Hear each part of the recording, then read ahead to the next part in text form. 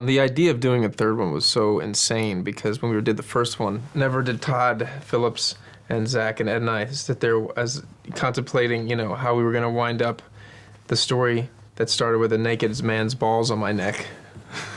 How are we going to turn this into a trilogy? So it was so crazy, the fact that we're making a third one.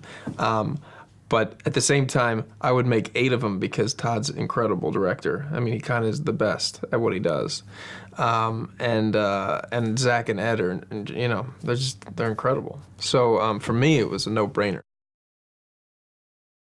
In the beginning of 3, you basically are finding these guys in the aftermath of 2, which is Stu is now married, and it is in real time. So that we shot that movie a year or 2 years ago, and it's been 2 years. And Phil has a couple more kids. But Alan he's in dire straits. His father just passed away, and you see that in the beginning of the movie.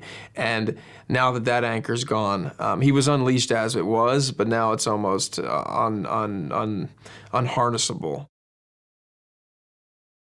For a true fan of the first one especially, the third one is like an investigation of every moment of the first one, and dissecting it and elaborating it and shining a light on all these very little things that we glance by in the first one.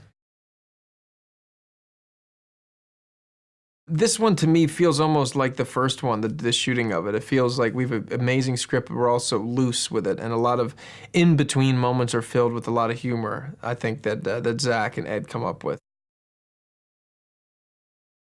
The collaboration is working on such a communal level, more so than the first and second one, which felt very communal. But there was always a sharing of jokes and a sharing of ways to do things. But now it's even more. Now it's done without any politesse at all. I don't know if you've noticed it, but it's almost like, why don't you just do it this way? Or we'll say to each other without saying like, I'm sorry, but what if, now it's just, everybody just says exactly like, do you think, maybe try this? And it's wonderful. I mean, there's just so much love and respect and comfort that it almost feels like we're all telling the story together. And there is no just Alan, or Stu or Phil without Todd, Zach, me, and Ed, which is a very fun thing to be a part of the other characters' work as well.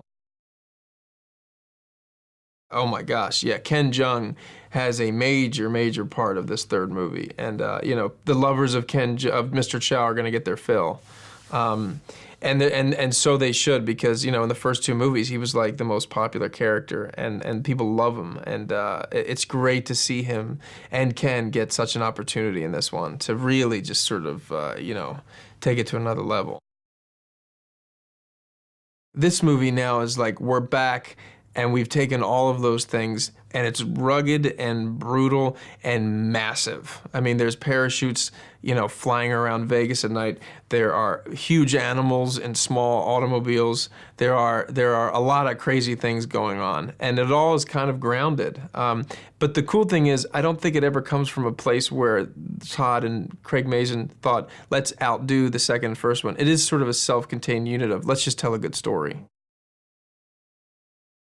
The ones that have lived on and had a legacy, to me, always come from a specific place and point of view. That I know for sure this movie has, because it all comes from Todd Phillips' point of view, which is very specific and personal. And I think that's where the best stories are born from.